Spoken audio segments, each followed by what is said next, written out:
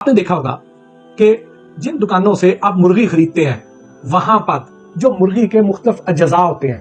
جو گوشت ہے وہ تو آپ لے گئے،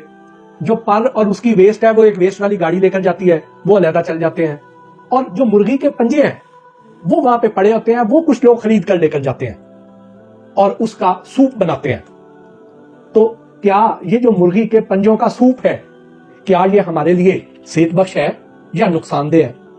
آج ہم اس پر تفصیلی بحث کریں گے، غور کریں گے کہ کیا اسے استعمال کرنا چاہیے یا نہیں کرنا چاہیے۔ تو پہلی بات تو یہ ہے کہ ساؤتھ افریقہ، میکسیکو اور جمیکا میں تو یہ ان کی باقاعدہ کوزین کا حصہ ہے، وہاں پہ بڑے شوق سے کھایا جاتا ہے،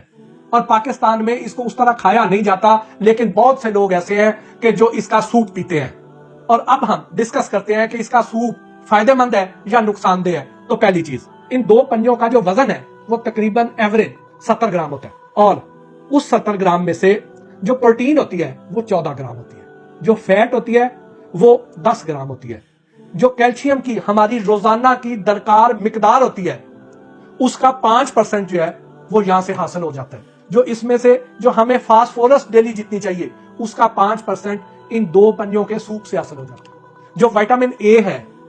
اس کا بھی جو ہمیں روزانہ مقدار جتنی درکار ہوتی ہے اس کا 5% بھی اس سوپ سے حاصل ہو جاتا ہے اگر ہم یہ سوپ پیتے ہیں تو۔ اور یہ ہمارے ڈی این اے کے بننے میں بڑا ہیلپ آؤٹ کرتا ہے۔ اس کی جو پروٹین ہے، جو 14 گرام پروٹین ان دو پنجوں میں پائی جاتی ہے، اس کا 70% حصہ کولیجن پروٹین پر مشتمل ہوتا ہے۔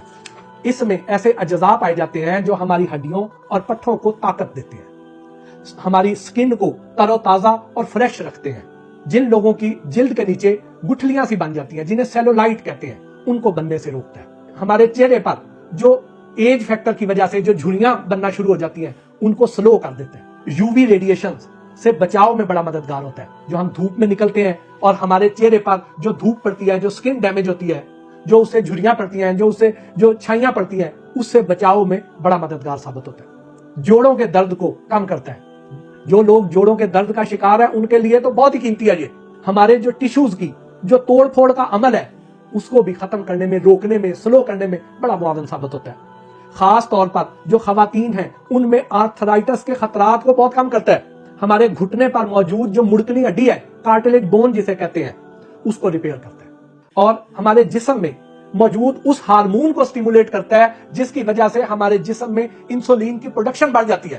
اور اس کے نتیجے میں ہمارے جسم میں جو شوگر کی مقدار ہے وہ ریگولیٹ ہوتی ہے، اس کو کنٹرول کرنے میں بڑا مدد فراہم کرتا ہے۔ تو اب آپ سوچ رہے ہوں گے کہ یہ اس حد تک فائدہ مند چیز ہے تو ہمیں یہ ضرور استعمال کرنی چاہیے۔ جی بالکل، میں اس کے حق میں ہوں، آپ کو استعمال کرنی چاہیے، یہ بہت ہی قیمتی چیز ہے، یہ تو سپر ٹونک ہے۔ تو اب اس کے لیے اگلا آپ کا سوال یہ ہوگا کہ کیا برائلر مرغی کے پنجے اچھے ہیں یا دیسی مرغی کے اچھے ہیں؟ تو جواب یہ ہے کہ دیسی مرغی کے پنجے زیادہ افادیت ہے اس میں، کیونکہ ان میں وہ جو آپ کو میں نے پچھلے ویلاگز میں بتایا ہوا ہے کہ جو مرغیوں کو اینٹی بایوٹکس دی جاتی ہیں، جو اس کے ریزیڈیوز رہ جاتے ہیں یا اور دوسرے جو اس میں اثرات پائے جاتے ہیں، وہ اس میں نہیں پائے جاتے ہیں دیسی مرغی میں، اس لیے اس کے پنجے زیادہ طاقت والے ہوتے ہیں، زیادہ فائدے والے ہوتے ہیں۔ لیکن اگر آپ کو نہیں ملتے ہیں تو آپ یہ لے لیں، اس میں دیسی مرغی جتنا فائدہ تو نہیں ہے لیکن پھر بھی کافی فائدہ مند ہے، آپ اس کو استعمال کر سکتے ہیں۔ پھر آگے آ جائیے کہ اس کے استعمال کا طریقہ کیا اور احتیاط کیا کرنی چاہیے ہمیں۔ احتیاط یہ کرنی چاہیے کہ جب آپ پنجے لے کر آئیں تو سب سے پہلے سوپ بنانے سے پہلے آپ نے کرنا یہ ہے کہ نیل کٹر لے کے اس کے ناخن کاٹنے ہیں۔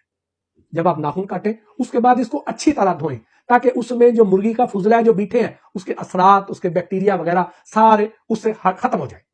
اس کے بعد دھونے کے بعد اس کو 1 سے 1.5 منٹ تک، 2 منٹ تک اس کو کھولتے ہوئے پانی میں ایسے ڈبوئیں، اور اس کے بعد نکالیں، اس کی اوپر سے سکن اتاریں، اور پھر اس کے بعد اس کو جو ہے اس کا سوپ بنائیں، تو انشاءاللہ یہ آپ کو بہت ہی فائدہ دے گا۔